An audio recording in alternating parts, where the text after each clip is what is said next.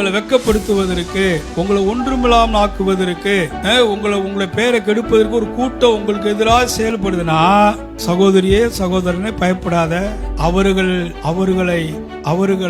அவர்களை கர்த்தர்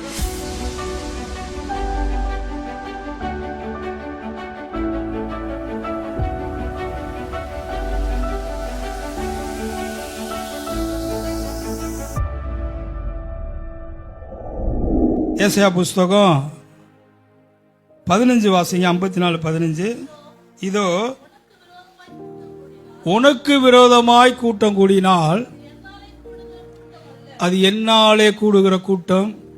கவனிச்சுக்கங்க, கவனிங்க, இதெல்லாம் கவனிங்க. வேதத்தில் எழுதியிருக்கெல்லாம் கவனிங்க. ஒரு கூட்டம் உங்களுக்கு எதிராக கூடுது, செயல்படுகிறது, உங்களை அழிப்பதற்கு, உங்களை தோற்கடிப்பதற்கு, உங்களை நாசப்படுத்துவதற்கு, உங்களை வெட்கப்படுத்துவதற்கு, உங்களை ஒன்றுமில்லாமல் ஆக்குவதற்கு, உங்களை பேரை கெடுப்பதற்கு ஒரு கூட்டம் உங்களுக்கு எதிராக செயல்படுதுன்னா, அது தேவனால் கூடுகிற கூட்டம் அல்ல,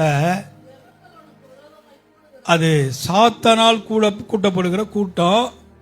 அவர்களே சொல்லுகிறார், எவர்கள் உனக்கு விரோதமாய் கூடுகிறார்களோ அவர்கள், சகோதரியே சகோதரனே பயப்படாத. அவர்களை கர்த்தர் உங்க பட்சத்தில் கொண்டு வருவார். கரங்களை தட்டுவோம். உங்க அன்பு சகோதரனை பயப்படாத, அன்பு சகோதரியை பயப்படாத. உனக்கு விரோதமாக கூடுகிற கூட்டத்தை உன் பட்சமா கொண்டு வருவார். இயேசு சொன்னாரு, நீ வெட்கப்படுவது பயப்படாத, நீ வெட்கப்படுவதில்லை. இப்ப ஆண்டவர் சொல்றதை நம்புறதா, பிசாசு சொல்றதை நம்புறதா? சொல்லுங்க,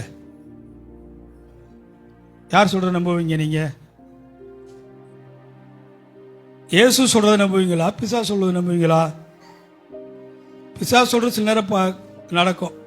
ஒரு பிரச்சனை வரும் போல தோணும், போராட்டம் வருகிறது போல தோணும், நெருக்கடிகள் வருகிறது போல தோணும், ஏண்டா வாழ்றோம் அப்படின்னு கூட சில நேரம் தோணும். பிசாசு சொல்றதெல்லாம் தோணும். அந்த நேரத்தில் சொல்லணும், என் இயேசு சொல்லியிருக்கிறார், நான் வெட்கப்படுவதில்லை என்று.